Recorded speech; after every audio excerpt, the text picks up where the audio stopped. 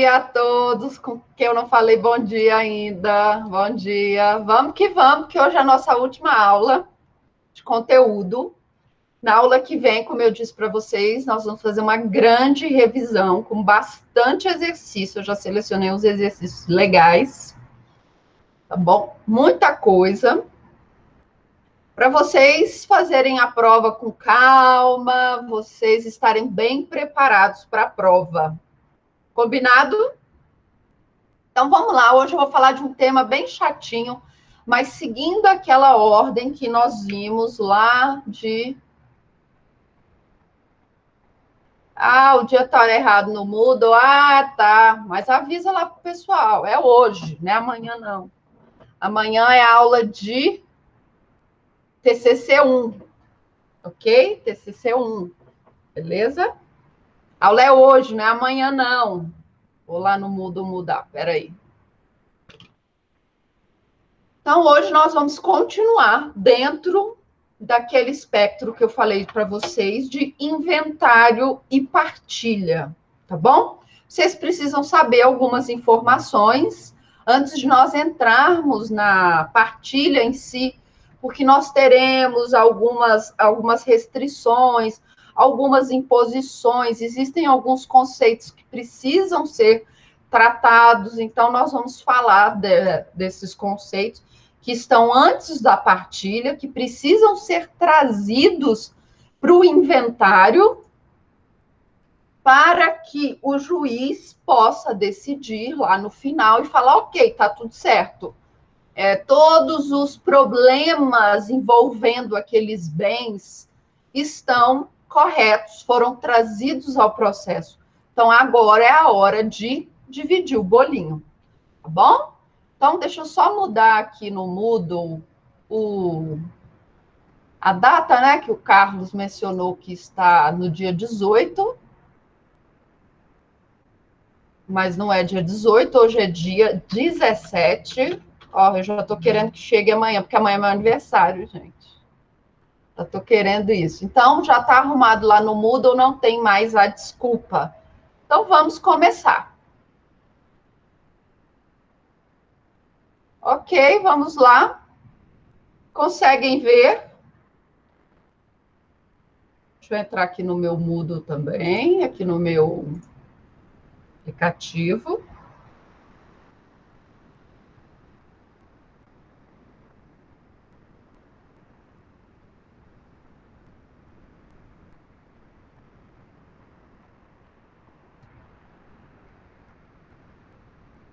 Obrigada. Olha, eu quero dizer para vocês que estão precisando de horas complementares, que no dia 20 começam as nossas bancas de monografia, ok? Então, dia 20, nossas bancas de monografia na parte da manhã e à noite, ok? Da manhã e da noite. Vocês podem ganhar até 4 horas, ok? 4 horas por dia assistindo monografias. Então, vai ser agora no dia 20 e depois no dia 28. Beleza? Horas complementares, Carlos. Horas complementares por assistir as monografias. Vamos lá, vamos falar. Começa às 9h15. As bancas de monografia começam na sexta-feira, agora às 9h15. E às 7h15 da noite. E no sábado que vem, no dia 28, começa 8h30. Sim, Fernanda, eu vou passar o link. Na verdade, você precisa entrar no Moodle, sala de bancas virtuais, ok? Tá lá, bancas e... Depois eu mostro para vocês, tá? Bancas e defesas de TCC.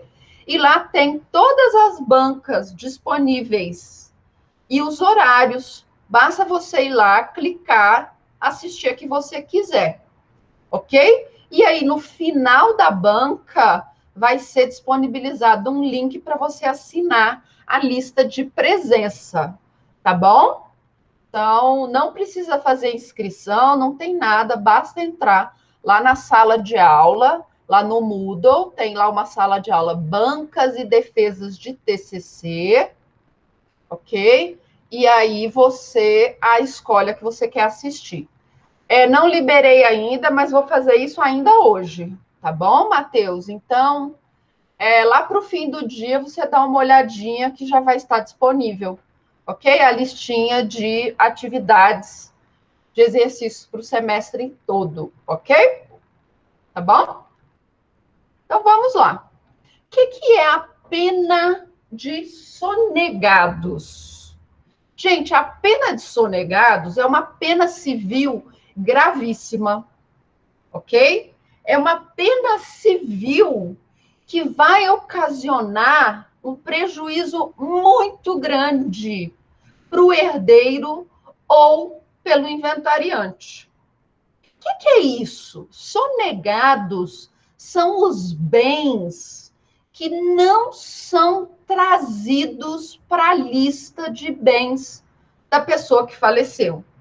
Lembra que eu falei que uma das funções do inventariante era, lá nas suas primeiras declarações e depois nas últimas manifestações, nas últimas declarações, ele trazer a lista completa e detalhada dos bens que aquela pessoa que faleceu deixou?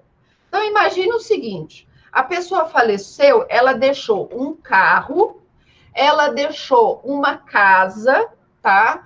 Aqui na Ponte Alta, então ela deixou uma casa aqui na Ponte Alta e também deixou uma casa no interior do Piauí, ok? Esses são os bens, então, que a pessoa deixou. Um carro, uma casa aqui na Ponte Alta e uma casa no interior do Piauí, ok? Não, no interior de Minas Gerais, tá? Deixou lá no interior de Minas Gerais, lá na minha cidade, ok? Deixou lá no interior, então, essa casinha lá que está alugada. Qual que é a função do inventariante? Uma das funções é pegar esses bens e relacionar esses bens. Olha, a pessoa que faleceu. Piauí é sua terra, Fernanda? Eu amo o Piauí. Eu já contei da minha história no Piauí?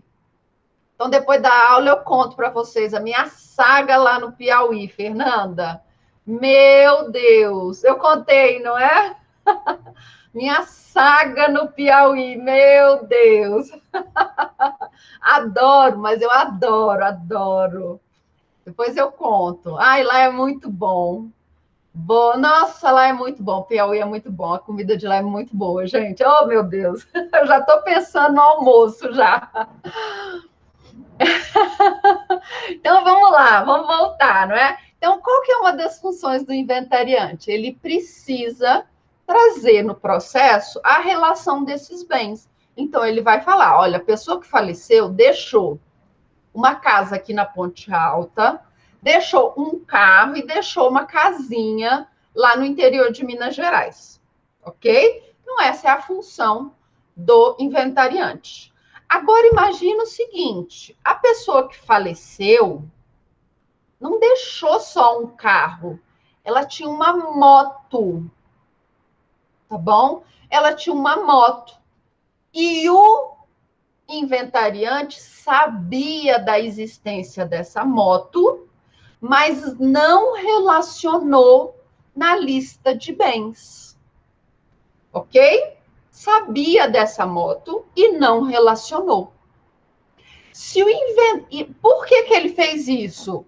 Porque ele já tinha, antes da pessoa falecer, ele já tinha ido com a pessoa, né? Tinha feito uma procuração e assinado ali para transferir aquela moto, se precisasse vender aquela moto. Então, o que ele fez, o inventariante? Ele foi lá, vendeu a moto logo em seguida, não é, do falecimento do Decujos. Antes de começar o inventário, ele foi lá, ele vendeu a moto e ficou com dinheiro para ele. Tá bom? Fez isso. Para quê? Para prejudicar o inventário. Então, se isso for descoberto, nós vamos ter essa pena do sonegado, que é a ideia de ocultar bens que deveriam ter sido inventariados. ok? Então, sempre que nós tivermos essa conduta dolosa, seja pelo inventariante, sim, tá, Matheus? Sim, é necessário comprovar a má-fé, tá bom?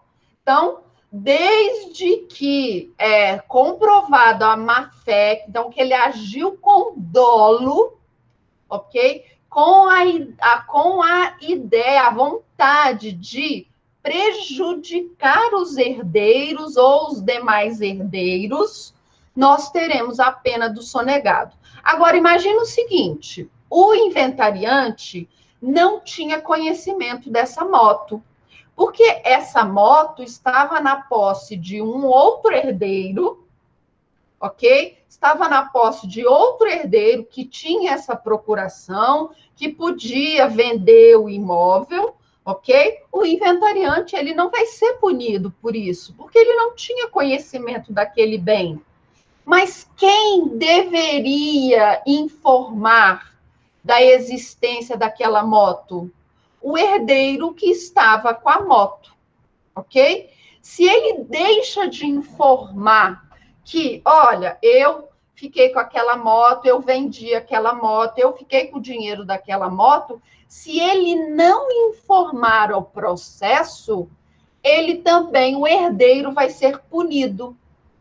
Mas é o seguinte, essa informação, essa ocultação deve ser dolosa com o intuito de prejudicar os demais herdeiros, ok? Então, aqui nós temos, sim, a ideia da má-fé, tá bom? Aqui, então, nós temos essa má-fé caracterizada. Por quê? O que acontece? Opa, saiu aqui. Tá? O que acontece se a pessoa simplesmente não imaginou que aquilo ali fosse causar um prejuízo ou que aquilo era uma obrigação informar? Ela não vai ser punida por ausência desse dolo, tá bom? Por essa culpa, vamos assim dizer, tá? O que nós temos de lembrar? É importante. Nós fazemos distinção entre filhos? Um filho pode receber mais do que o outro? Não, tá bom? Um filho não pode receber mais que o outro, tá bom? Todo mundo, todos os herdeiros devem receber de forma igual. Então, tudo aquilo que o pai ou a mãe antecipa para o filho, nós vamos ver isso. Isso é o que nós chamamos de colação. Então, tudo que o pai dá para um filho, ele precisa compensar para o outro filho. E essa doação que é feita em vida precisa ser abatida lá no inventário, para quê? Para que todos os filhos, no final, recebam igualmente. Tá bom? Por isso que aqueles que não informam, olha, eu recebi um carro, olha, eu recebi dinheiro vivo, olha, meu pai me deu aquela casa, já está transferida para o meu nome. Tudo isso precisa ser informado no inventário. Para quê? Para chegar lá no final e colocar, olha, fulano em vida ganhou tanto, então agora na morte, isso que ele ganhou vai ser abatido para que todos recebam a mesma quantidade.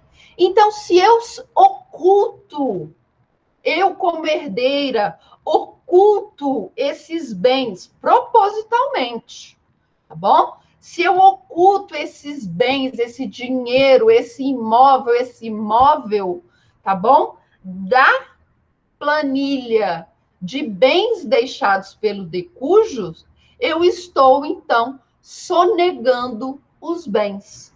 E aí, se eu ajo de má-fé, com o intuito de prejudicar os demais, eu posso ser punida, tá bom? Então, aqui nós temos os elementos. O dolo, ok? Sempre há a intenção de prejudicar. Mas olha, se eu não coloquei aqueles 10 reais que eu ganhei quando eu tinha 10 anos, tá bom? Quando eu fiz aniversário de 10 anos, minha mãe me deu 10 reais. Não tinha nem 10 reais na época, né, gente? Nem era o real ainda. Mas quando eu fiz aniversário lá de determinada idade, minha mãe me deu lá 10 reais de presente. Ok? Eu preciso colocar isso lá na planilha? Não. Tá bom? Não preciso fazer isso. Ok? Eu não preciso, porque 10 reais não vai interferir em nada na minha herança. Agora, minha mãe me deu 10 milhões de reais. Eu preciso colocar, eu preciso informar aos outros herdeiros que eu já ganhei 10 milhões de reais? Preciso. Ok? Ou eu vou falar, não, eu não vou contar para os outros herdeiros que eu ganhei 10 milhões de reais, porque eu não quero perder. Eu quero ganhar mais, não é? Eu quero ficar com mais dessa herança. Então, eu estou agindo com a intenção de ocultar dos demais herdeiros aquela quantidade de bens que eu já recebi, tá bom? Então, os elementos aqui, objetivo, é a ideia de ocultar um patrimônio que foi recebido anteriormente, tá bom? E o subjetivo, o dolo, tá bom? O dolo, a intenção de prejudicar os demais herdeiros, a intenção de desigualar, não é, essa balança que deve existir entre os herdeiros, ok? Então, se o pai do seu cliente, em vida, fez uma doação maior para um filho do que para o outro, isso vai ser compensado lá no inventário, ok? Isso vai ser compensado. Se não for compensado e o inventariante ou o herdeiro agir de má fé para ocultar esse patrimônio que ele recebeu, ele pode ser, então, punido com a pena de sonegados. É uma ação própria? É. Tem uma ação, ok? Tem uma ação chamada ação de sonegados. Nessa ação, vai ser garantido ao herdeiro ou ao inventariante a ampla defesa e o contraditório, ok? E o juiz, ele precisa ser convencido de que a parte, o herdeiro ou o inventariante, agiu com dolo, tá bom? Tá bom, viu, Matheus? Então, precisa comprovar a existência do dolo, precisa comprovar que o inventariante ou o herdeiro sabiam do recebimento e da ocultação daquele bem para prejudicar os demais herdeiros. Tem um prazo para ajuizar essa ação? Tem. O prazo é de 10 anos, ok? 10 anos, ok? 10 anos a contar de que momento? Do momento do início da abertura da sucessão. Abriu a sucessão, prazo prescricional de 10 anos para se ajuizar a ação de sonegados. Tá bom? Qual que é a pena? É a perda da equivalência ao bem sonegado na herança. Tá bom? Então, vamos lá. Digamos que eu ocultei 10 milhões de reais. Tá bom? Eu ocultei 10 milhões de reais. Qual vai ser a minha pena? Eu vou deixar de ganhar na herança outros 10 milhões de reais. Ok? Se eu for inventariante e também tiver feito essa ocultação, além de perder o equivalente a 10 milhões de reais, eu também vou deixar de ser inventariante. Combinado? Então, a pena dos sonegados, ela é uma pena séria, ok? Ela vai tirar o inventariante da posição de inventariante e, além disso, o herdeiro ou inventariante, se o inventariante for herdeiro, vai perder o equivalente àquele bem no que ele receberia naquela herança. Combinado? Alguma dúvida com relação à pena dos sonegados? É uma ação paralela, ok? É uma ação paralela, em que vai ser garantida ampla defesa o contraditório, você precisa trazer as provas, você precisa comprovar. Então, quem alega prova, então, aquele que alega a sonegação de bens, ele vai ter que provar, ok? Então, ele vai ter que provar que houve, então, aqui o ônus, né, da prova é de quem alega, então, quem alega vai ter que comprovar o dolo, a intenção de prejudicar os demais herdeiros, ok? Então, quem alega, nesse caso, vai ter de provar, ok? Vai ter de provar. Não vai caber, por exemplo, ao inventariante provar a sua inocência. Não, vai caber àquele que ajuizou a ação comprovar que existiu, por parte do inventariante, essa intenção de prejudicar os demais herdeiros. Ah, o inventariante, eu não coloquei porque eu não sabia. Nenhum herdeiro se manifestou com relação a isso. O inventariante vai ser punido? Não. O herdeiro que deixou de falar, sim. Porque o herdeiro também é obrigado, lá nas suas manifestações, lembra que quando nós estávamos falando dos tipos de inventário, eu disse que tem um inventário tradicional? O que acontece no inventário tradicional? Vai lá, o inventariante ele faz suas primeiras declarações, aí o juiz vai abrir prazo para quem? Para os herdeiros. Não é? Para os herdeiros. E aí os herdeiros vão falar se eles concordam ou não com aqueles bens que foram trazidos lá na primeira declaração.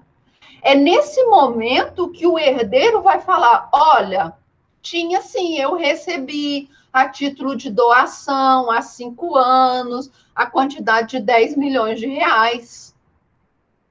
Ok? O herdeiro precisa colocar. Se ele não faz isso, o inventariante, ele não faz isso de propósito, não é? Se ele não conta de propósito que ele recebeu aqueles 10 milhões de reais, e aí um outro herdeiro comenta, não, mas o fulano de tal recebeu 10 milhões.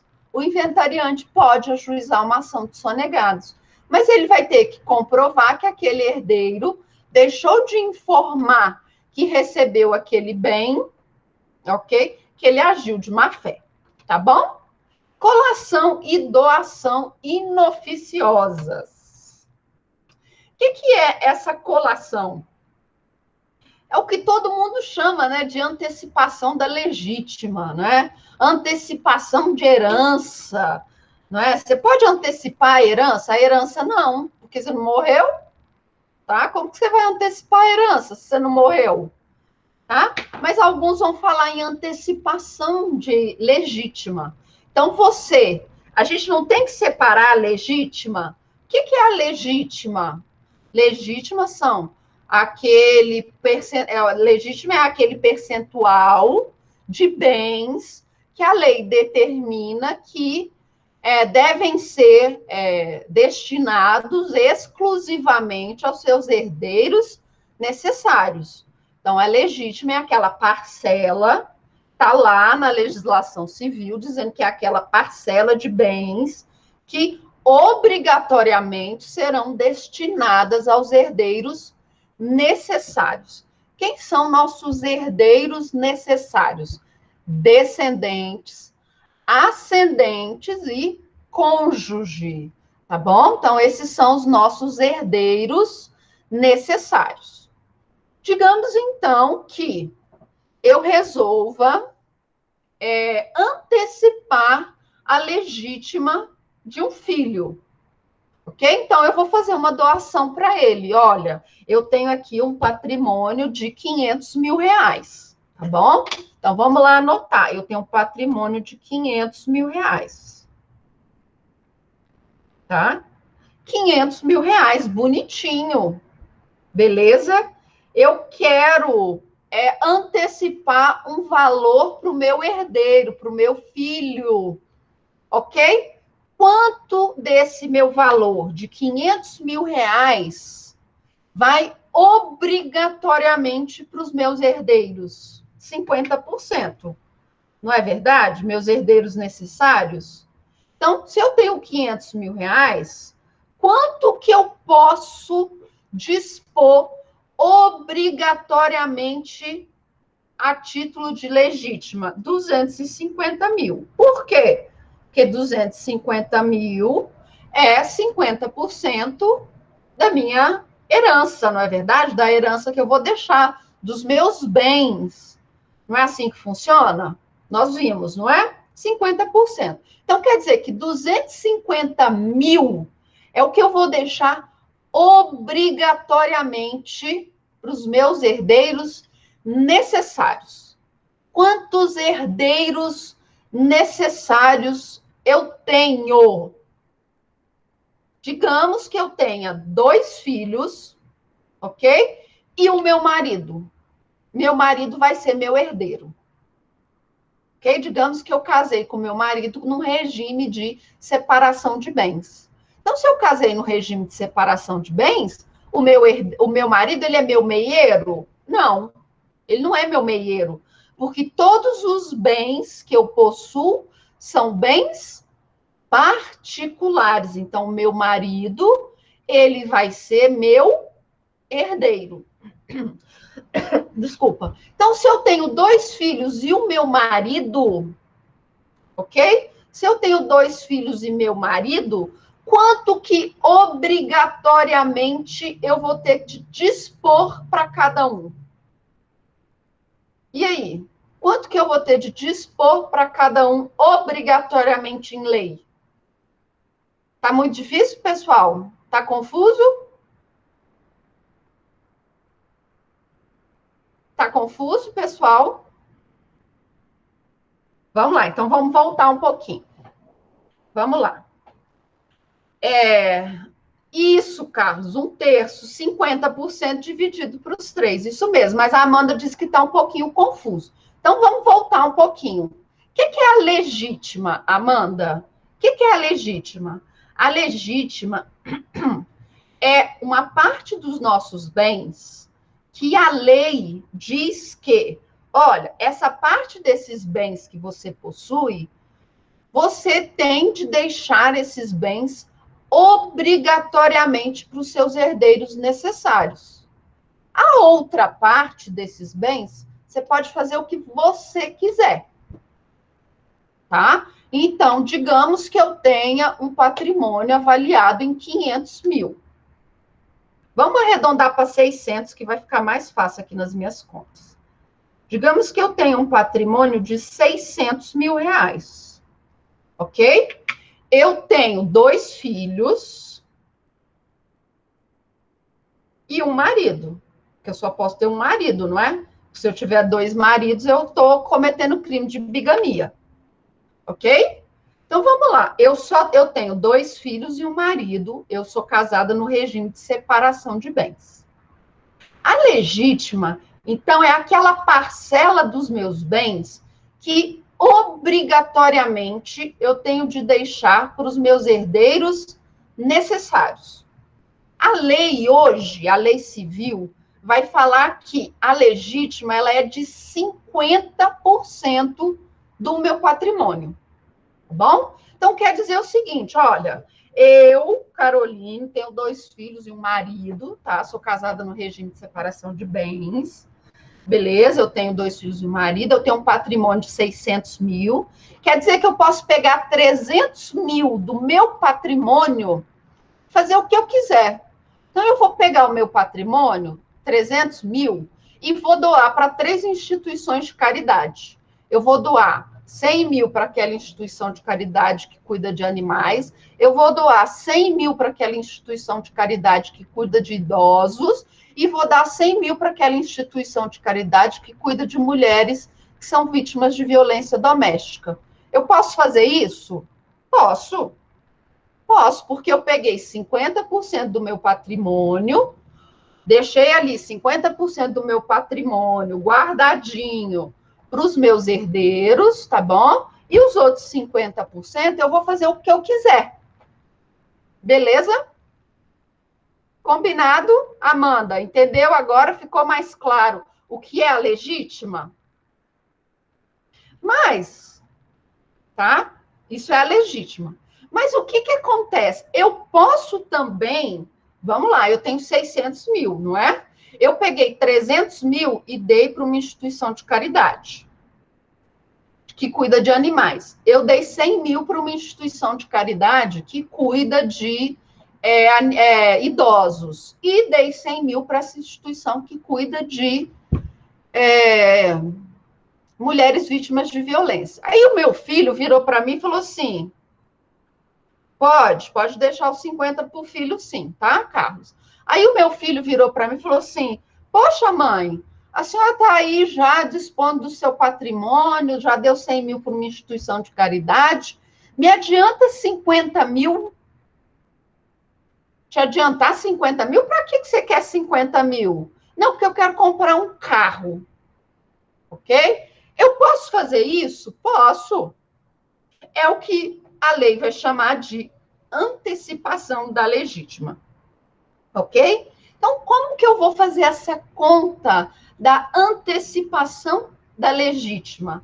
Eu vou pegar aqueles 50% que me sobrou, não é? Porque eu já não doei lá 50% para as instituições de caridade. Eu vou pegar aqueles 50% que está reservado, os 50% que estão reservados obrigatoriamente para os meus herdeiros, e vou tirar daqueles 50%, 50 mil reais, que eu vou dar, vou antecipar para um filho.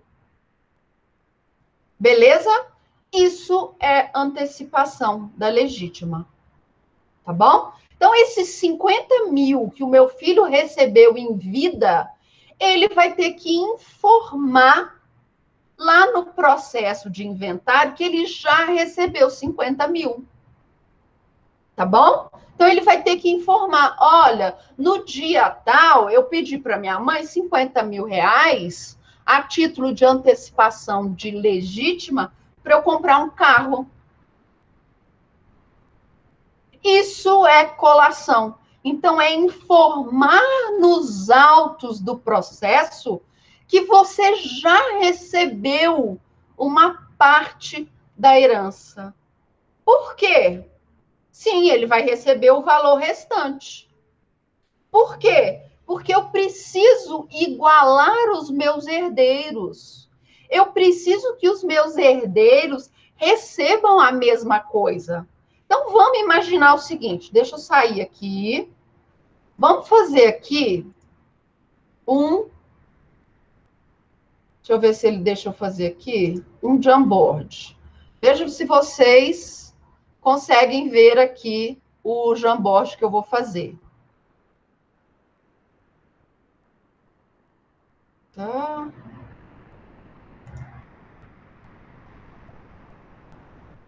Ai, esse jeito que ele faz aqui, eu não consigo fazer. Peraí. Deixa eu abrir o Jamboard aqui no nosso negocinho aqui, que fica mais fácil.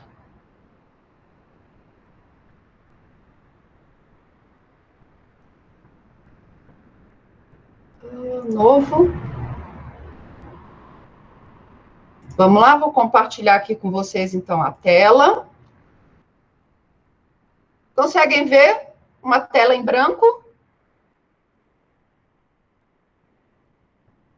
Sim, conseguem ver a tela em branco? Sim, então vamos lá. Eu vou escrever aqui quanto que eu tenho de bens. Carlos, é porque você tem que mudar para outra fotozinha minha que aparece.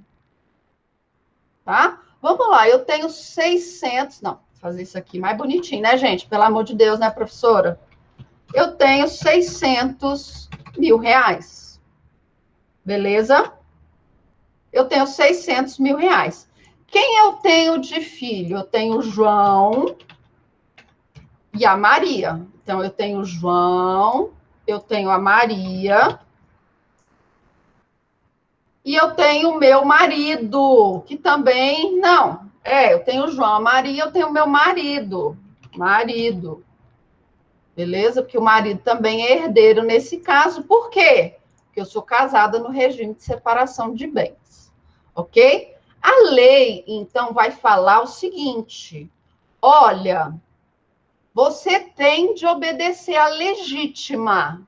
O que é a legítima? É uma parcela de bens que eu vou deixar obrigatoriamente para os meus herdeiros necessários. E essa parcela de bens vai ser de 50%. Então, quer dizer que 300 mil eu vou deixar obrigatoriamente para os meus herdeiros. Os outros 300 mil eu vou fazer o quê? 100 mil. Não é assim? Para a instituição que cuida de animais. 100 mil para a instituição que cuida de idosos. E 100 mil para a instituição que cuida de mulheres vítimas de violência doméstica. Beleza? Tá aqui.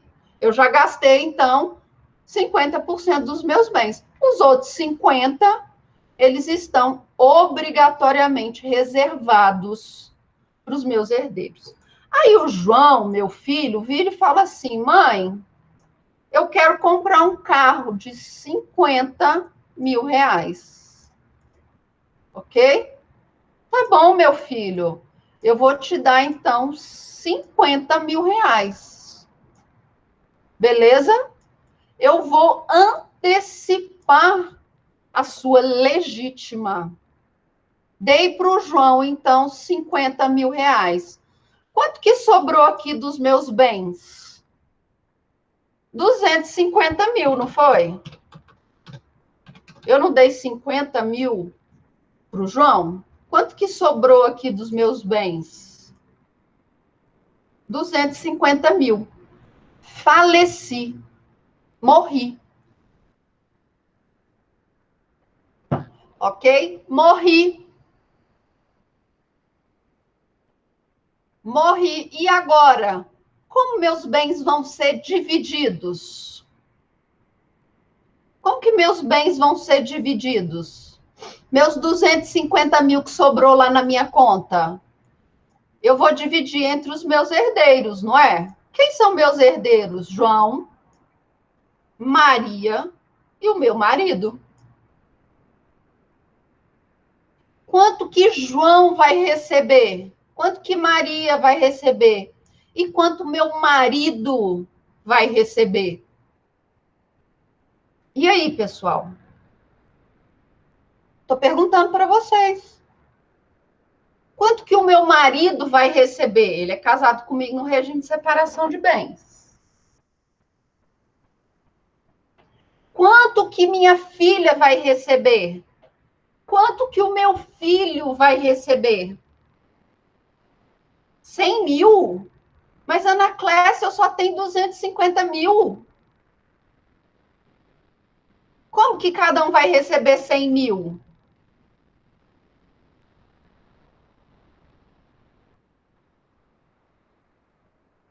E aí?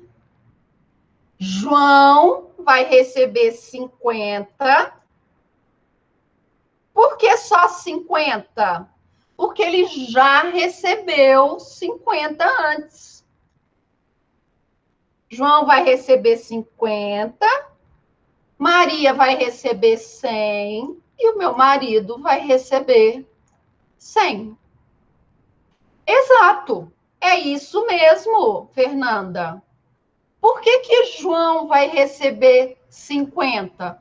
Porque ele já recebeu 50 antes.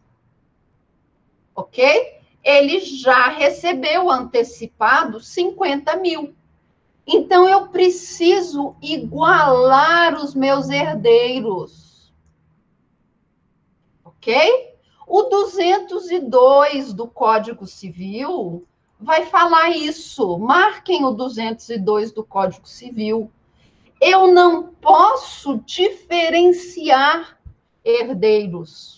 Eu tenho de tratá-los de forma igual. Então, se o meu filho João já recebeu 50 mil a título de antecipação de legítima, os outros também precisam receber esses 50 mil. Professora, no caso de um imóvel ter sido adquirido no nome de um dos filhos menor de idade, sem que fosse da propriedade do pai anteriormente, esse filho também precisa levar à colação o imóvel? Espera aí, Isabela, vamos lá. Digamos, por exemplo, que o pai foi lá, comprou o imóvel com o dinheiro dele, do pai, não é? E já colocou esse imóvel no nome do filho? Sim. Sim, tem que trazer à colação esse imóvel. Por quê? Porque esse imóvel foi comprado com o dinheiro do filho? Foi o filho que trabalhou, ou ganhou na loteria, ou na raspadinha, ou sei lá, ou foi legado de alguém? Foi com dinheiro do filho que o pai comprou a casa? Estou te perguntando, Isabela. Não foi com o dinheiro do filho, foi com o dinheiro do pai, não foi? Então, o que o pai fez? Fez uma doação para o filho. Não é verdade? Ele pegou aquele dinheiro que ele tinha, ele comprou uma casa e colocou no nome do filho. O filho precisa, sim, no inventário, informar que aquela casa que está no nome dele, na verdade, não foi comprada por ele, foi comprada pelo pai. E aí o pai já colocou aquela casa no nome dele. Deixa eu ver. E no caso ter sido parte do dinheiro da mãe, que não é genitora dos demais. Peraí, aí vai ter que fazer as contas, tá? Na verdade, nós não chamamos de fraude, não é? Ô, Matheus, nós chamamos de sonegados, tá? Porque ele está ocultando, o de cujos, na verdade, ele está ocultando, ele ocultou dos demais herdeiros aquele imóvel, tá? É os sonegados, é o que nós vimos. É a pena do sonegado. Aquele filho vai ter que informar. Olha, o meu pai comprou com o dinheiro dele, ok? Aquele bem, colocou no meu nome. Aí a Isabelle está fazendo uma pergunta aqui. Interessante. Mas, ó, ele comprou aquele bem, uma parte do dinheiro não era dele, era de outra pessoa.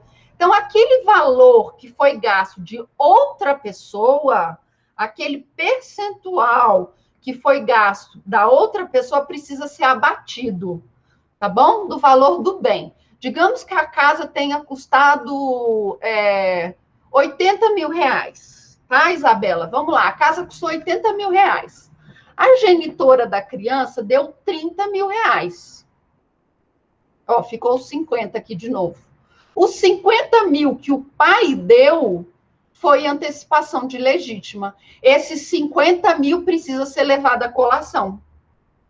Ok? Se o filho menor ou representado pela mãe, no caso do falecimento do pai, não informar aqueles 50 mil, pode ajuizar uma ação de sonegados contra o filho representado pela mãe? Pode. Tá bom? Pode sim. Porque ele não informou que aquele bem, entendeu? Não foi comprado com o dinheiro dele, foi comprado com o dinheiro do pai. Houve uma antecipação da legítima. Não fez porque não sabia. Olha, eu não sabia que eu tinha que fazer isso. Ele fez isso em vida. ele fez de livre e espontânea vontade, ele tinha mais bens, então ele podia dispor da forma como ele quisesse, ok? Aí você tem que ver, aquele pai tinha a possibilidade, tinha condições, tinha bens suficientes para dar aqueles 50 mil para o filho, ok? Tinha, porque os outros bens estavam protegidos lá na legítima. Não, professor, ele não tinha. Ok? Então, tudo isso, Isabela, você precisa analisar. Digamos que aqui, ó, eu não doei 100 mil para animais, eu não doei 100 mil para a instituição que cuida de idosos, eu não doei 100 mil para as mulheres? Sim. E se eu tivesse, em vez de ter dado aqui 100 mil para essa instituição que vai cuidar de animais, eu tivesse dado esse dinheiro aqui para o meu filho João? Eu estou antecipando a legítima dele? E aí? Eu estou antecipando? Não, não estou antecipando. Que a legítima dele está preservada. Tá bom? Então, cuidado, precisa fazer as contas para saber se aquele valor que foi dado está dentro do valor que a pessoa possuía a título de proteção da legítima, ou se estava dentro dos 50% em que a pessoa podia dispor, ok? Vou falar disso agora, Vitória. A Vitória fez uma pergunta excelente. E se nessa antecipação o valor for superior à cota-parte que o herdeiro tinha direito, ele terá de devolver o valor que excedeu? Exato. É o que nós vamos chamar de doações inoficiosas. São aquelas doações que ultrapassam o valor da legítima, tá bom? Imagina que, então, em vez do João, meu filho, me pedir 50 mil, ele me pediu 150 mil. E ele falou o seguinte: mãe, me dá 150 mil, me antecipa aí 150 mil, porque eu quero comprar um barco, ok? Aí eu vou lá e antecipo para o meu filho 150 mil. Eu posso antecipar para o meu filho 150 mil? Antecipei. E agora? Morri. Quanto que sobrou lá na minha conta bancária? 150 mil, não é? E agora? E meus outros herdeiros?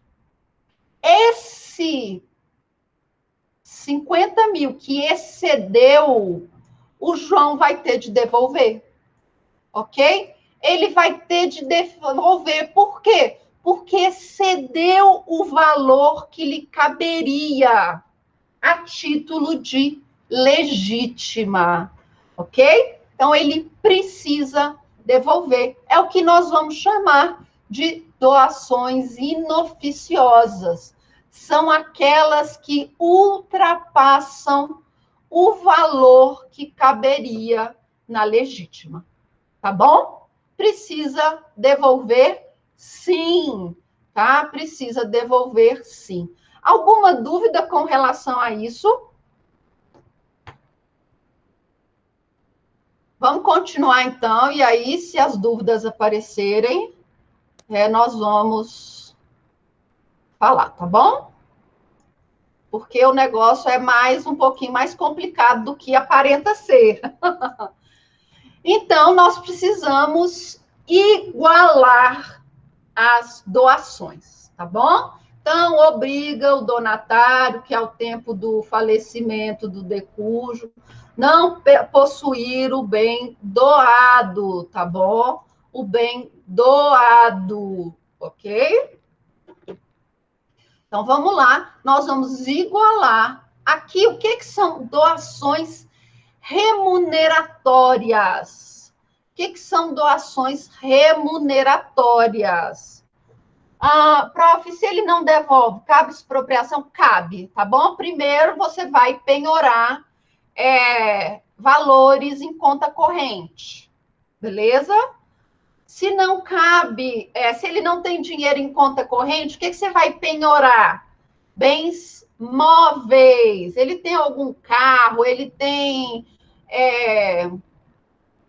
alguma moto, alguma coisa que pode ser penhorada para ser vendida para compensar esse valor? Não. Aí o que você vai atrás? Você vai atrás de um bem móvel. Ele tem barco grande, não é? Não, professora, não tem. Ele tem casa? Tem uma casa, mas é a única casa dele, bem de família. E agora? E agora, José? A festa acabou? Não é assim? E agora? Bem de família você pode penhorar? Depende. Que tipo de dívida? Dívida de colação? Não, não pode penhorar. E aí, então, os demais herdeiros vão ter que esperar um momento que ele tenha algum bem em nome dele para poder ser penhorado para igualar essa legítima. Tá bom, Matheus? Ok? Não, professor, ele tem mais de uma casa. Pode penhorar uma casa? Pode. Tá bom? Pode penhorar, vender aquela casa em leilão. O percentual que caberia aos herdeiros vão para os herdeiros e os demais são entregues para ele, tá? Os valores restantes, ok? Mas pode sim. A intenção é sempre igualar as heranças. Agora, imagine o seguinte: doações remuneratórias. Eu sou advogada. Eu faço um monte de serviço para minha mãe. E aí minha mãe vai lá e me paga. Olha, minha filha, você fez aquele processo para mim? Ai, que bom, aquilo ali foi uma dor de cabeça, eu vou te pagar. Não, mãe, eu não quero que me pague. Não, não, eu faço questão de te pagar. Vou te dar um presente. Vou te dar 5.000 reais. Você vai negar 5.000 reais? Eu não. Eu não nego 5.000 reais nem, ok? Eu vou te dar aqui 5.000 reais para compensar o trabalho que você teve naquele meu processo. Tá bom? Ah, então tá bom, mãe, obrigada. Eu preciso levar esses 5.000 reais à colação? Não. Por quê? Porque aquela doação foi para compensar um trabalho que eu exerci. Ah, mãe, eu sou arquiteto, tá? Tá precisando reformar aqui a sua casa. Tá, vou fazer um projetinho aqui bacana, vou acompanhar a obra, tá? Aí você termina a obra, né? Consegue economizar lá um dinheiro para seus pais, tá? Beleza, porque você acompanhou a obra, tudo certo. Aí seu pai falou: ô, meu filho, tá vendo esse barco aqui que eu tenho? Eu nem uso mais e você gosta tanto de pescar. Então eu vou te dar esse barco aqui, ó, para compensar toda essa trabalheira que você teve, né? Eu sei, cuidar de obra é difícil, você estava aqui todo dia, então eu vou te dar esse barco aqui. Você falou: ô, pai, obrigada, eu adoro esse barco, tenho tantas lembranças. Ô, meu filho, que bom. Esse barco precisa ir à colação?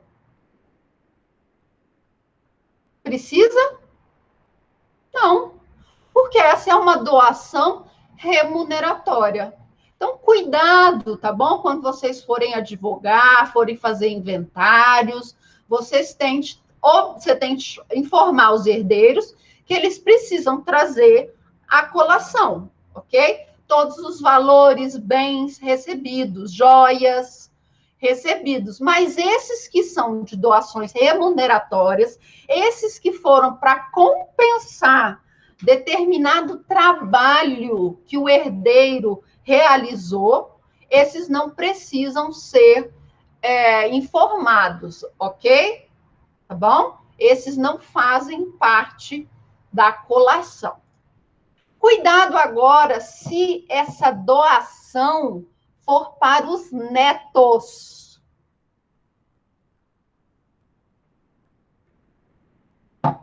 ok? Cuidado se essa colação, se essa doação for para os netos.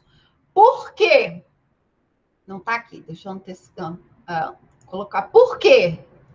A minha mãe, ela tem 2 netos, tá? E aí ela vira pro meu neto, ó, o neto dela mais velho, e fala assim: Mateus, meu sobrinho mais velho chama Mateus.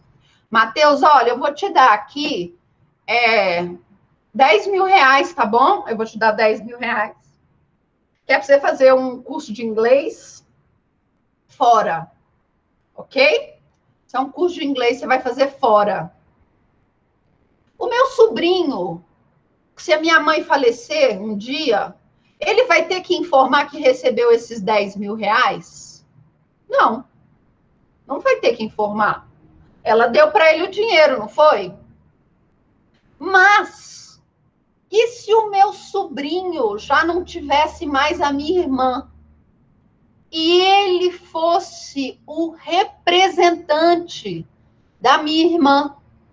Ele receberia por estirpe, e ele recebeu aqueles 10 mil reais.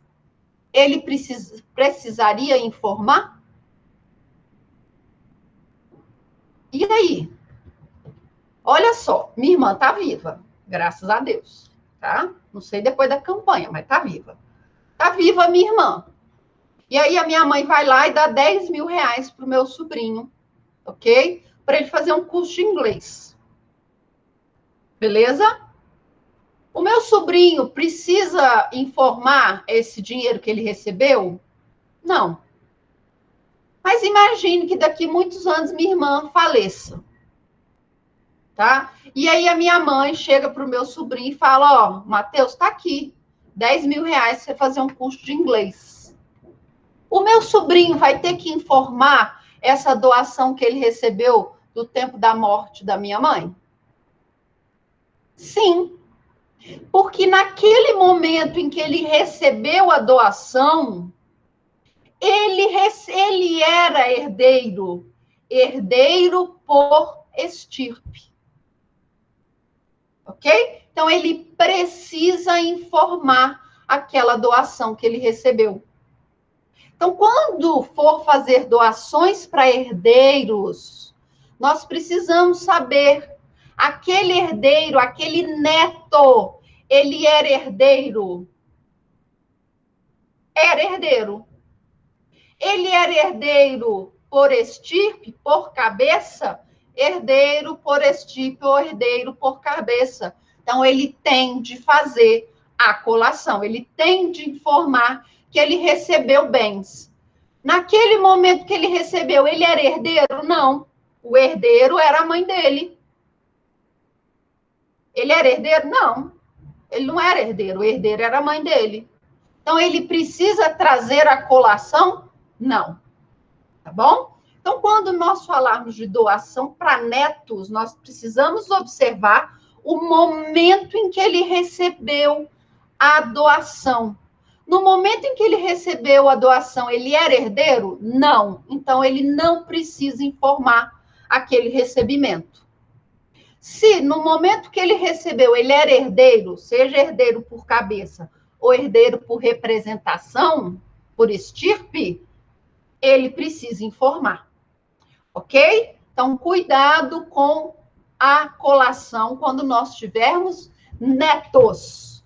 Combinado? E doações inoficiosas? Está lá no 207. É exatamente aquilo que foi a Vitória que perguntou, que a Vitória perguntou. O que acontece se o herdeiro receber mais do que ele tem direito?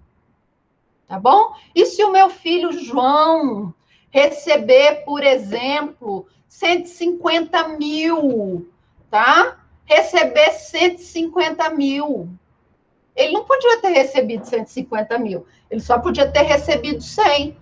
Aquele excedente, o que ele tem de fazer? Tem de devolver para o espólio, ok? Ele precisa, então, devolver aquele excedente que ele recebeu para o espólio.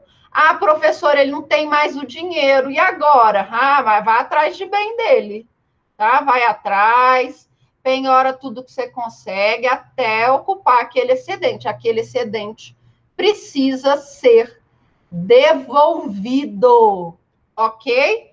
Precisa ser devolvido. Ah, mas não tem. Como que eu vou fazer? Ação de redução.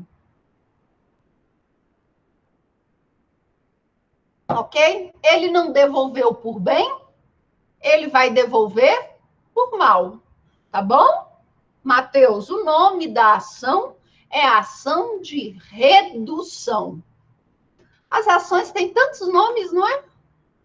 Decorar todos esses nomes, imagina se cai uma ação de redução, tá? Na sua prova da OAB. O que você vai fazer? Você vai olhar e falar assim: caracas, isso aqui a pessoa recebeu a mais. E agora, qual é o nome dessa ação? Caramba! Vai lá no 207. Anote no 207 do lado, assim, ó. Ação de redução. Ok? Sim. Nossa, a ação paulina, pelo amor de Deus. Essa aí você não vai esquecer, né? Então, agora outra que você não vai esquecer. Ação de redução. Hoje nós falamos de duas ações, não é? Ação de sonegados, ok? Que é quando você não informa que você recebeu aquele bem com o intuito de prejudicar os demais herdeiros. E aqui na ação de redução, você até fala, olha, realmente eu recebi 150 mil, mas eu não tenho como devolver, eu não vou devolver, tá? Eu não vou devolver. Ação de redução. Então, ação de sonegados e ação de redução, ok? Tá? Então, lá na ação de sonegados, você está ocultando, seja o herdeiro ou o inventariante, ocultando que recebeu bens. E aqui nas doações inoficiosas, você até fala que recebeu. O inventariante vai lá e coloca, ó, fulano de tal, o João, ele recebeu 150 mil. Ele tem de devolver 50 mil para o espólio. Aí o João fala, eu não, vou devolver não, não tenho ação de redução. Tá bom? Então não vá confundir lá na sua prova da OAB, beleza? Prazo prescricional para essa não prescreve, tá bom? Essa não prescreve, tá? Enquanto a ação de sonegados, o prazo é de 10 anos, na ação de redução é imprescritível, ok? É imprescritível. Outra coisa, não é, Matheus, que tem de lembrar na prova da OAB, tá? Outra coisa que tem de lembrar na prova da OAB, as prescrições. Chato, não é? Chato, isso é chato, mas tem que saber, tá? Tem que saber. É imprescritível, tá? Imprescritível. Que é uma ação declaratória também, não é? É uma ação declaratória que vai dizer que aquele excedente é nulo, ok? E aí uma ação condenatória, devolver os 50 mil. Beleza? Beleza? Lembrando que as ações declaratórias são imprescritíveis. Não é? Mas até você decorar todas as ações declaratórias, o problema é esse, não é? O problema é esse, saber que as ações declaratórias são imprescritíveis, isso aí você sabe, né? Agora, decorar e entender todas as ações declaratórias é que vem o problema. Beleza? Partilha, finalmente! Partilha, agora é a hora de cortar o bolo, não é, galera? Agora é a hora que eu vou pegar aquele bolo de chocolate delicioso. Que tá pronto, tá com cobertura, já esfriou. Agora é a hora que eu vou cortar esse bolo. Que delícia! ok?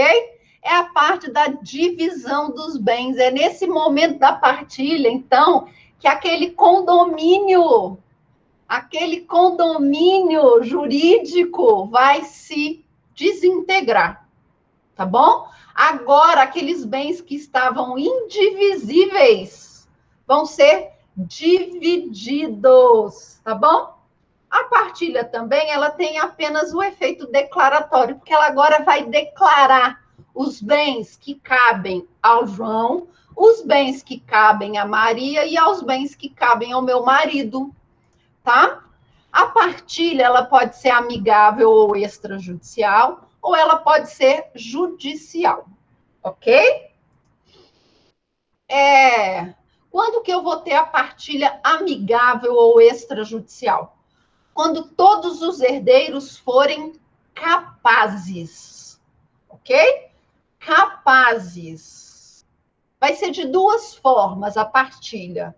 Por escritura pública, que é aquela feita no cartório, ok? Ou um termo particular, que vai ser apenas homologado pelo juiz. A professora, como assim? Ué, digamos que um processo começou porque você tinha um menor de idade, tá? Aí começou lá o processo de inventário. No meio do processo de inventário, tá tudo certo. O menor de idade faz 18 anos, ele tá maior de idade. Tá todo mundo ali de acordo, quer resolver aquele processo logo, entra com o termo particular, a parte já tem 18 anos, já está todo mundo capaz, todo mundo concorda com aquela partilha, e o juiz só vai lá e, ó, assina, ok? Ou também a partilha judicial, que é aquela que segue do processo de inventário, ok? Ou se nós tivermos algum herdeiro incapaz, tá? Ou algum herdeiro incapaz. Ou o mais importante que vai acontecer aqui, briga, tá? Confusão, herdeiros se odiando, irmão brigando com irmão,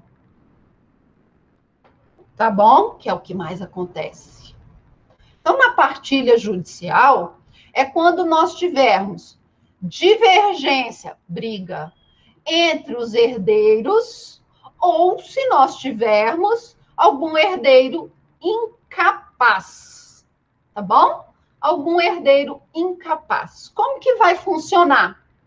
Separa primeiro todos os bens que vão para pagamento de dívidas, tá? Separou todos os bens que vão para pagamento de dívida. O que sobrou, divide entre os herdeiros. Professora, não sobrou nada, faltou. Faltou, professora. E agora? Problema dos credores. Tá bom? Problema dos credores. Faltou? Não tem mais bens para entregar para os credores. Ainda está devendo muito. Problema dos credores. Tá bom? Problema dos credores. Eles aí que assumam o prejuízo. O herdeiro não assume dívida do decujus, tá bom? Ele não assume dívidas do decujo. A dívida vai até o montante da herança. Acabou a herança, não tem dinheiro para pagar? Nada do credor ir atrás do herdeiro, tá bom? Não tem. Então, tirou os bens para pagamentos dos credores, 15 dias para pedir o seu quinhão. Beleza? Ok? Então, deixa eu voltar aqui. 15 dias, então, para pedir a partilha dos bens. Que cada quinhão vá para o seu respectivo proprietário. Tá? Proprietário. Algumas regrinhas aqui que nós precisamos saber sobre os bens que são usados e fruídos antes da partilha, ok? O juiz pode determinar que,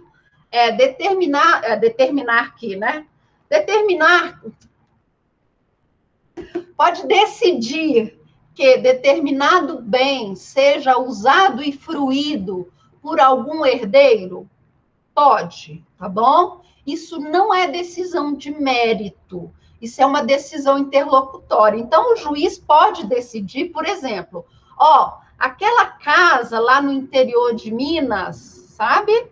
Aquela casa que eu tenho lá no interior de Minas que eu deixei, então, o meu herdeiro, a Maria, ela quer aquela casa para ela poder morar, porque ela está sem casa para morar, e ela passou num concurso bem naquela cidade, ela está precisando de uma casa para morar, tá bom? Ela pode usar aquela casa? O juiz pode determinar que sim, tá? Pode usar aquela casa. Mas isso significa que a Maria vai ficar com aquela casa? Não. Tá bom? Então, o uso e a fruição de determinado bem antes da partilha não significa que aquele bem é do herdeiro. Tá bom? Que no final o herdeiro vai ficar com aquela casa. Não. Aquela casa, inclusive, pode ser destinada para pagamento de credores. Tá? O herdeiro, ele vai exercer direitos sobre o bem, tá? Mas não a propriedade. Beleza? Aquele bem lá do interior, no final das contas, pode ir para algum credor, pode ir para o banco, eu estou devendo o banco. E aí, tá? Eu dei a casa de garantia, vai para o banco. Não necessariamente vai para o herdeiro. Então, cuidado, tá? Uso e fruição antes da partilha não é julgamento de mérito, tá? Não é. É apenas a oportunidade de que aquele bem não fique abandonado, não fique parado, que ele seja conservado, tá? Ok? Que a pessoa pague os impostos relativos àquele bem enquanto está usando o bem. Beleza? Então, não é julgamento parcial de mérito, tá? Agora, eu quero ficar com aquele bem. Pode? Pode. Aí, aquele bem vai integrar a cota-parte do herdeiro. Tá bom? Se for possível, aquele bem vai, então, entrar na cota-parte do herdeiro que está usando e fruindo o bem. Todas as despesas para conservação, para pagamento de IPTU ou IPVA, tudo isso é por conta de quem está usando e fruindo o imóvel, tá? Ok? E o uso e a fruição de bem por legatário, ela em espécie alguma pode causar qualquer prejuízo para herdeiros ou outros legatários. Tá bom? Então, não pode. Aí, nesse caso, o juiz pode indeferir o pedido para usar e fruir aquele bem, ou pode até condenar o legatário a devolver valores se isso causou algum prejuízo. O Matheus está perguntando aqui, essa questão do uso e fruição do bem segue as regras do condomínio em geral? Por exemplo, poderia ser cobrado aluguel pelos outros herdeiros? Pode, tá bom? Pode, tá? E aí, o que você faz nesse caso? Você tem que dividir o aluguel todos os herdeiros, tá? Digamos que, por exemplo, mesmo antes do formal, você pode, olha, o valor dessa casa, uma casa como essa, tá? Lá na cidade, o aluguel é R$1.000. Você vai pagar o aluguel, tá? O aluguel, então, vai ser dividido por 3. Não são 3 herdeiros? São 3 herdeiros. Então, você vai pagar ali R$660. 330 para um, 330 para o outro. A sua parte você não precisa pagar para ninguém, porque o valor é seu. O ônus e o bônus por conta do herdeiro, tá bom? Inclusive o proporcional de aluguel. Tá? Não é só ele chegar lá bonitinho e falar, agora estou numa casa boa aqui, olha que beleza, não preciso pagar aluguel nunca mais. Não. Ah, não preciso pagar IPTU, porque o IPTU quem vai pagar é o espólio. Não, não. Se aquela casa não tivesse alugada, não iria gerar valores para o espólio? Ia, tá? Então tem de reverter. Mas aí o dinheiro vai todo para o espólio, tá? Tá bom? Vai todo para o espólio. Beleza? Paga sim, paga. Então, o ônus e o bônus. O ônus é o pagamento de todos os impostos, o valor que caberia a título de aluguel, tá bom? Pode sim, cobra tudo. Tá? Regras para interpretação da partilha. Então, quando o juiz for analisar o pedido de partilha, o que ele vai ter de fazer? No máximo possível, igualar os quinhões. Então, ele vai fazer de tudo para que todo mundo receba a mesma coisa, tá bom? A professora está dando aqui uma diferença, um vai receber a mais R$ 50.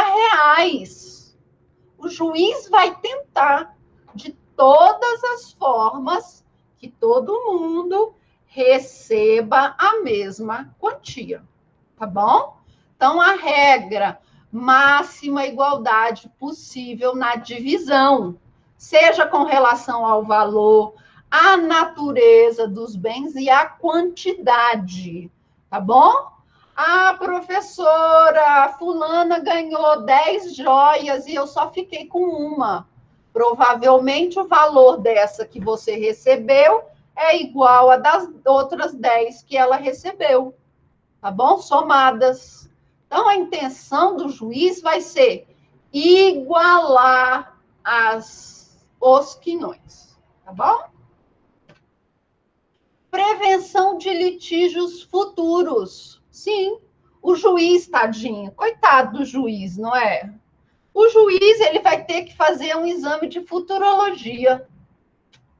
Ai, vou resolver isso daqui para que ninguém entre na justiça depois de novo. Eu preciso resolver isso aqui de uma forma que as pessoas fiquem felizes, satisfeitas com o poder judiciário e que nunca mais, tadinhos, eles queiram ajuizar ações novamente com esse assunto. Então, o juiz ele vai propor o que nós chamamos de cultura da paz, mediação e conciliação. O que é a mediação e a conciliação? É uma forma de resolução de litígios em que as partes, principalmente na conciliação, as partes vão chegar a um acordo. Elas vão bolar o que é melhor para elas. Vai ser o que nós chamamos lá no cenário internacional de win-win, ganho-ganho. Então, todo mundo sai ganhando, ninguém perde. Ok? Na conciliação, o conciliador fica neutro. Na mediação, o mediador pode opinar, falar quem que ele acha que está mais corretinho, tá? Ele pode dar a sua opinião. Na conciliação, ele só vai ficar ali, ó. Não, mas vamos tentar conversar, tá? Então, o juiz vai fazer isso. Ele vai chamar as partes e vai falar, fulano, eu estou vendo aí, fulano, que você recebeu 50 mil a mais que você não tinha direito. Vamos resolver isso de uma forma pacífica.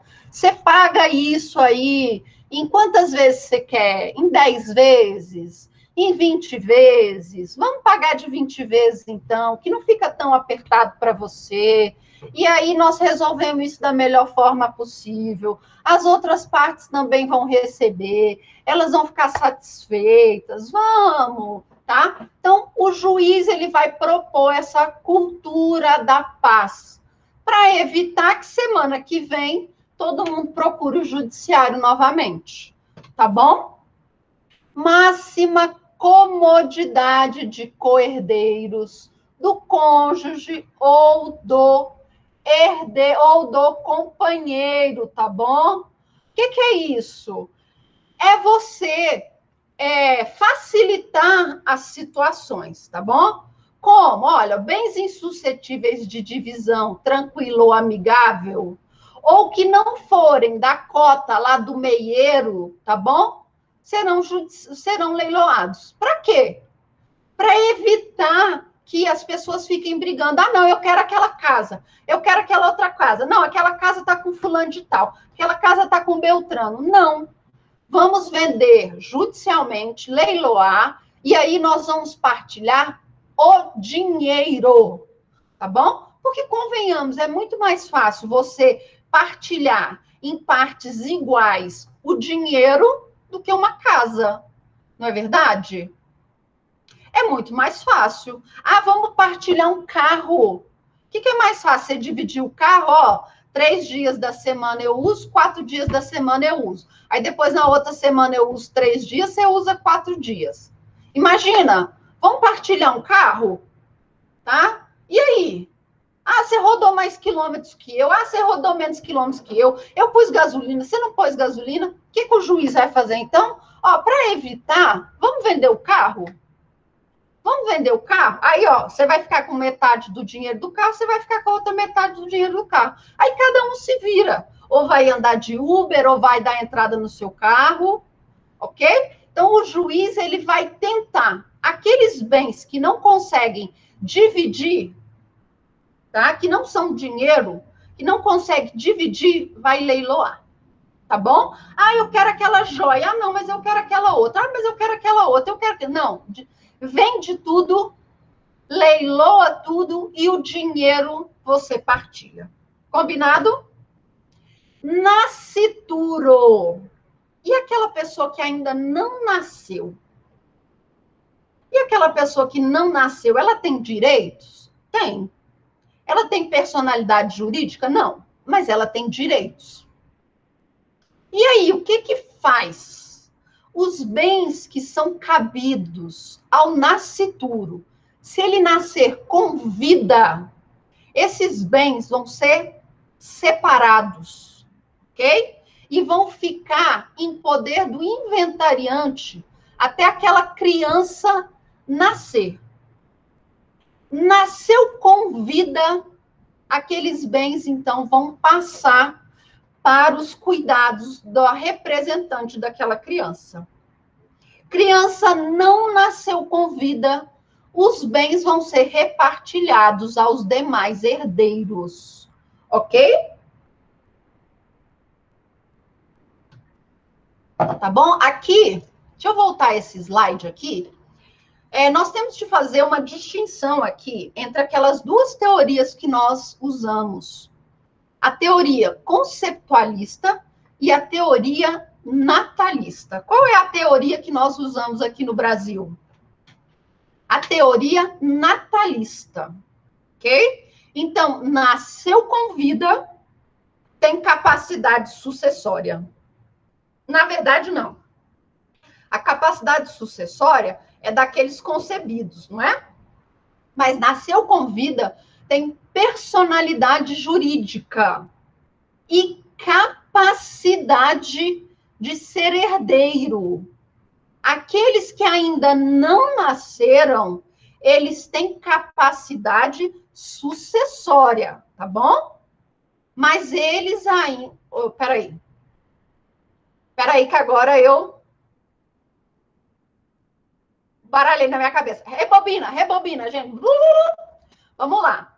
Quem está concebido tem capacidade de ser herdeiro, tá bom? Pode ser herdeiro, tá? No Brasil, nós adotamos a teoria natalista.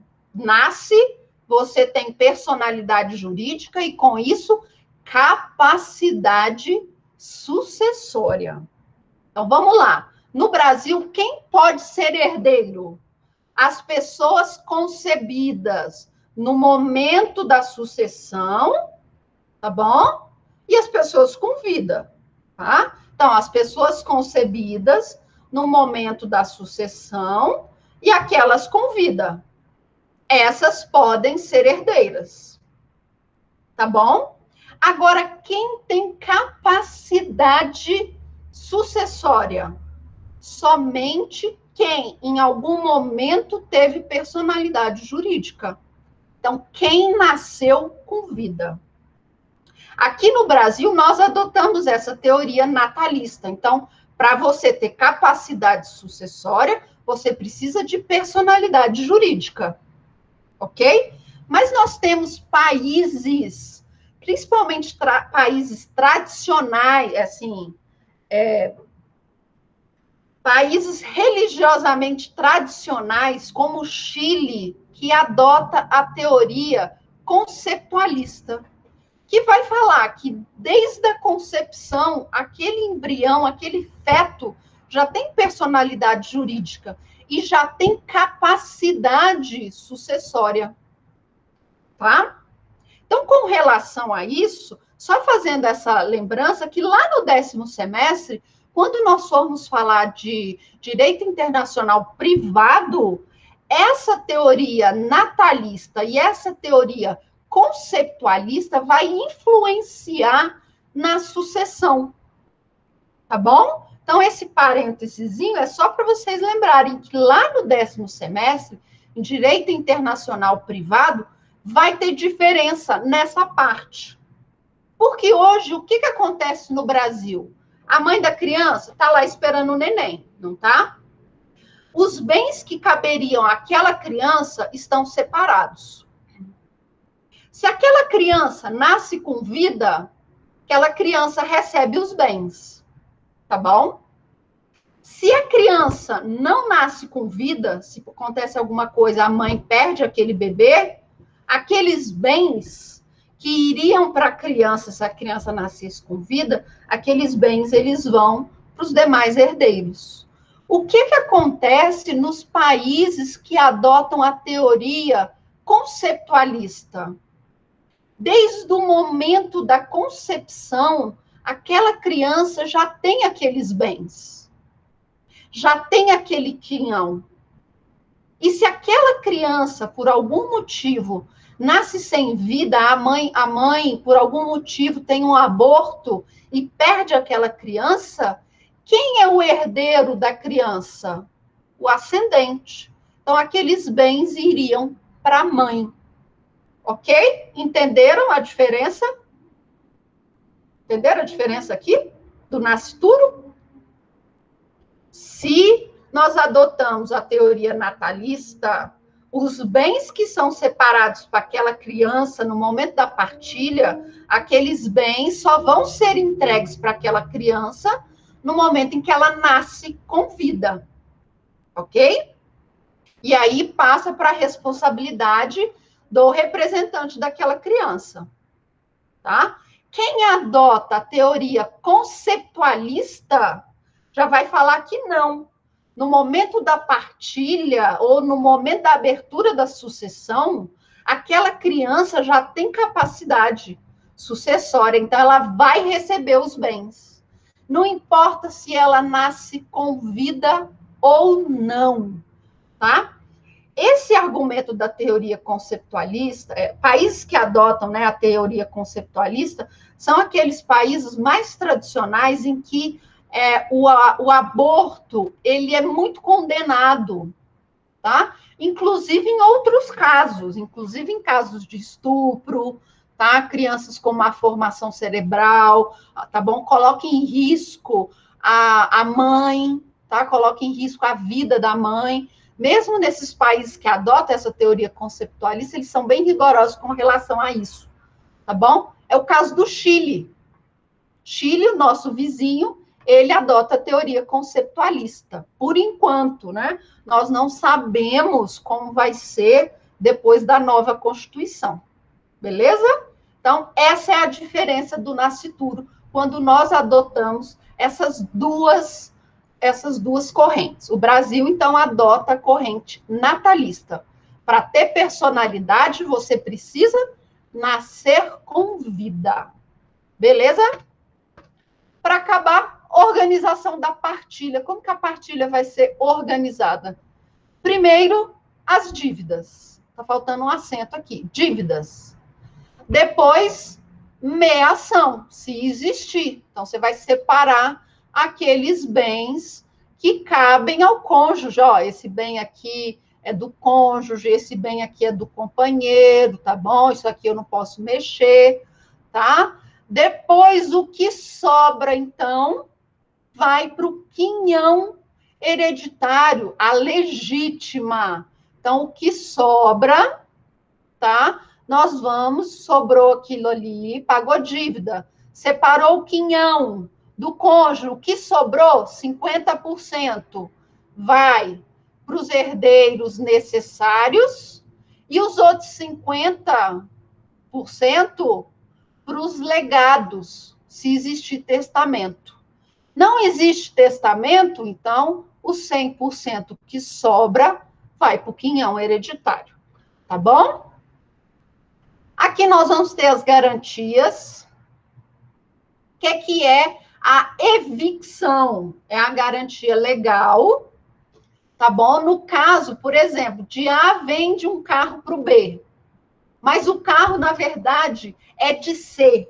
Então, por exemplo, eu vendi, tá? Eu falei, olha, eu devo receber, tá, da minha herança, um carro, tá? É bem provável que eu receba aquele carro, eu, inclusive, já estou na posse daquele carro, é o carro que eu ando para cima e para baixo, eu pago o IPTU, então é bem provável que eu fique com esse carro. Aí eu vou lá, faço uma procuração, recebo o dinheiro na minha conta e vendo o carro para uma outra pessoa. Quando chega lá na hora da partilha, o que acontece? Eu não fico com o carro. O carro fica para o meu irmão. E agora? Eu sou responsável por ressarcir o meu irmão de qualquer prejuízo. Ou não, ou ressarcir a pessoa que me comprou o carro se o meu irmão pedir o carro de volta. Tá bom? Então, essa responsabilidade vai ser do herdeiro que realizar a evicção. Combinado? É a única garantia da partilha, tá bom? Os coherdeiros, eles são obrigados, né? Acabei de falar isso, em casos de evicção, tá? Anulação, rescisão e nulidade da partilha. Ok? Somente naqueles casos. Então, nós só vamos ter a anulação, a ação rescisória ou nulidade da partilha naqueles casos que vão invalidar qualquer negócio jurídico. Tá? Então, todos aqueles casos que envolvem invalidação de negócio jurídico vai caber para partilha. Dolo, coação, erro essencial, intervenção de incapaz, tá bom? Então, aquelas situações para negócios jurídicos também se aplica aqui na nossa partilha. Mais um prazo para vocês decorarem, 1 ano, tá bom? 1 ano. Então, na partilha, você vai poder pedir a anulação, a rescisão ou a nulidade da partilha por um dos vícios e defeitos dos negócios jurídicos e no prazo de 1 ano, ok? 1 ano, é isso. Ó, acabou e eu nem vi. Alguma dúvida, pessoal? Alguma dúvida com relação à partilha? Não, é muito tranquilo, não é? Prazo prescricional, ok? Prazo é prescricional. Tá? Prazo prescricional. Bem tranquilo. Então, na aula que vem, sim, só estudar agora, né? Na aula que vem, eu já vou deixar hoje a lista de exercícios para vocês, uma lista de exercícios grande, que vai englobar tudo, principalmente essa parte do segundo bimestre, ok? Só, mas estudar é a melhor parte. Que vai englobar tudo isso, E aí, na semana que vem, nós vamos fazer uma grande revisão com base nos exercícios. Nós vamos resolver os exercícios e falar da nossa revisão. Combinado? Combinado? Professora, a senhora vai colocar esse slide no Moodle também, os slides, o vídeo da aula e os exercícios. Um beijo para vocês. Boa Prof, semana. Oi. não vai não, não vai não. Ó, obrigada. Dia 20 é 19h15 e 6h15 Não, 7h15 da noite. 7h15 da noite. Isso. Você entra no Moodle, você vai lá em bancas e defesa de TCC,